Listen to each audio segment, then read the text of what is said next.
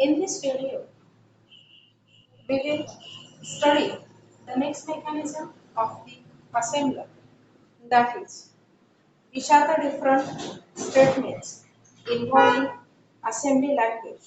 Then, what is the basic format of the assembly language statement, which are the different directives of the assembler, and lots of such things we will cover in this video. First of all, we will list out some basic features of the assembly language. And one of the feature of the assembly language, that is nothing but the mnemonic operation code. What is the mnemonic operation code? It is nothing but one facility that tells us the functions of binary instructions or a direct assembler. Means these are nothing but the system accepted codes used by the user. Next is the symbolic operands. What is the next feature? That is the symbolic operands. Which things comes under these symbolic operands? That are nothing but the different labels used in your program, different variables, then different constant or the literal, then lots of such things comes under the symbolic operands. Next mechanism, that is the feature, is the data declaration. What is the data declaration? Data can be declared in various notations, that is data statement, data constant, and etc. These are some basic ideas while studying the assembly language program. Now we will see what is the format of the assembly language statement.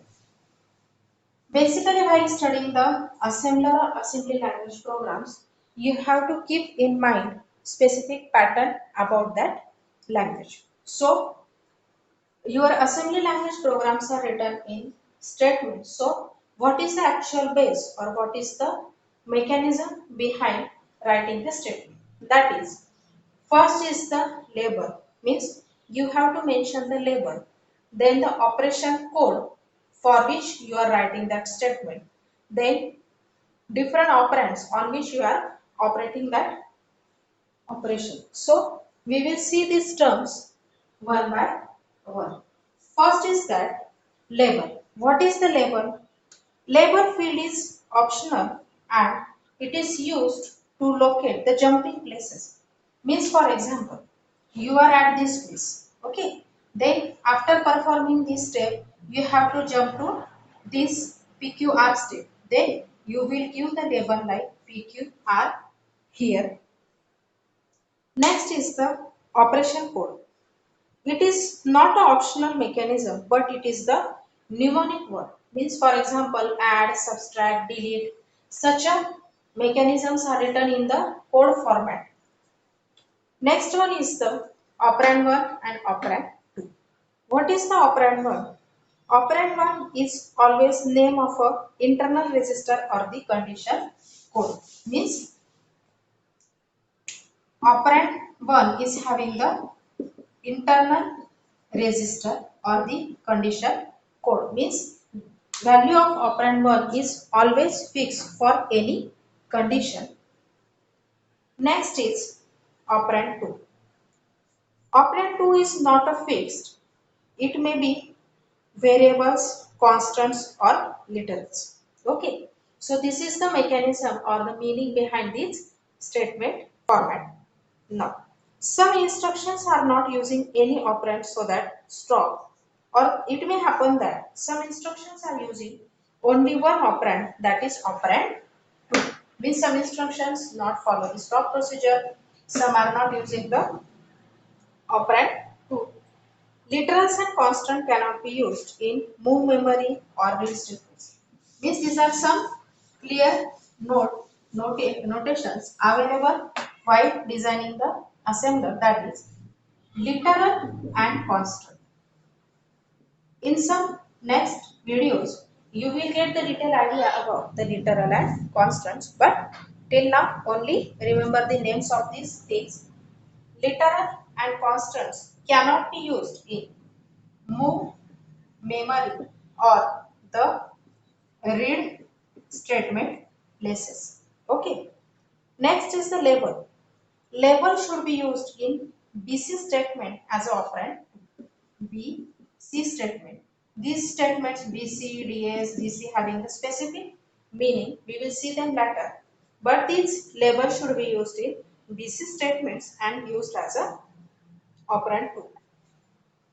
Literals, labels, variables and constants cannot be redefined. Means when you will give a definition of it once in a program, it does not get changed by user itself also. So these are the some mechanism behind the assembly language statements.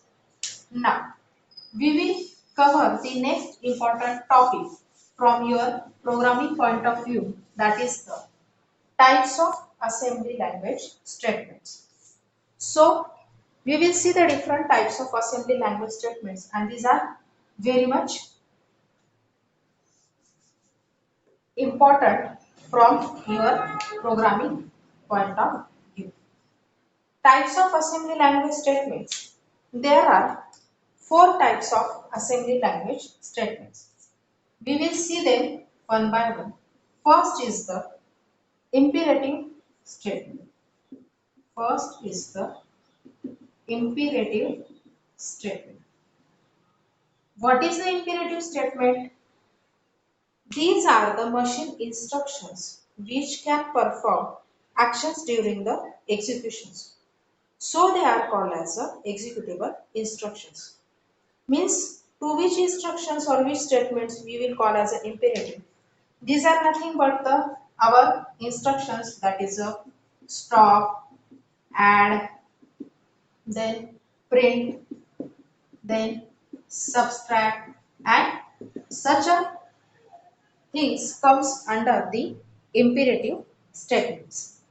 Every imperative statement typically equivalent to one machine instruction, and where these imperative statements will be listed in assembler, they are listed in the machine instruction table. Means these imperative statements will be listed in the instruction table. Next type of a statement, that is the declaration statement. What is the next type of a statement? That is the declaration statement. What does these statements having the meaning? They are used to declare variables and constants. When we use these declaration statements, why we have to use or declare the variable constants? In that case, we will use the declaration statements. These are only declaration, means they are not the executable instructions, means they are only for the data handling purpose, not for the execution purpose. Okay. These instructions are not provided by machines, but these are provided by the assembler. What is the difference between the machine provided and assembler provided? Machine provider instructions are nothing but they will be auto connected with your programming, but assembler statements are nothing but they are declared by externally to accomplish our task. So this is the difference between machine and assembler declared statements. Next is nothing but the DS statement. What is the DS statement? This statement is used to define variable names. In the declaration statement, we declared the variable and constant names. But here in the DS statement, we will define the variable name. Okay. Means declaration was done in the declare statement, and DS statement gives us the permission to define the particular variable name. Now, what is the particular mechanism behind the DS statement? First is the, we will see its syntax, that is, first is the variable name. Okay, we will write down the variable name. Then we will write as a DS. It is a standard mechanism, and write the constant in front of it. Now, we will take one example, that is, for example, A is a variable name. We declared A as a constant having the value 1. Means A is a variable name which can hold one memory location, means 1 byte memory. For example, we will declare B as a DS and having the value 12. Now what is this? B is a variable name which can hold 12 memory location, means it can hold 12 bytes of memory locations, means this size is always listed in byte capacity. So when it is 1, it is a 1 byte, when it is 12, it is a 12 byte capacity. Okay, now we will see the next statement, that is the DC statement. First was the declare statement. It is a declared constant statement, and its syntax is nothing but the, here we will give the constant name, then we will write here the DC and then use the value here. For example, in previous some programming, we have seen such constants like hash, define, par, 3.14. Likewise, when we have to declare any constant, we will use the this statement. How we will use it?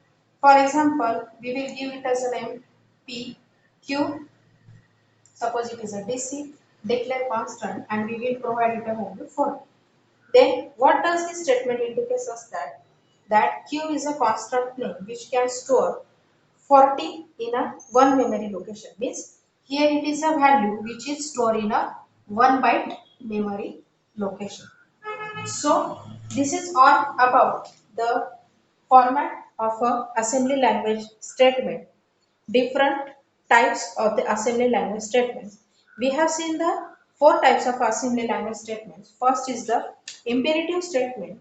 That imperative statement is nothing but the machine instructions which can perform the actions during the executions, that are like stop, add, subtract, print, and etc. Such type of a statements. Second was the declaration statement. What was the declaration statement? It gives us the facility to declare the variables and constant. And DS statement gives us the facility to define the statements like A DS1, B DS12, 30, and so on. And last one was the DC statement. This will give us the facility to declare constant value to any variable. So this is all about the different types of the assembly language statements. Thank you so much.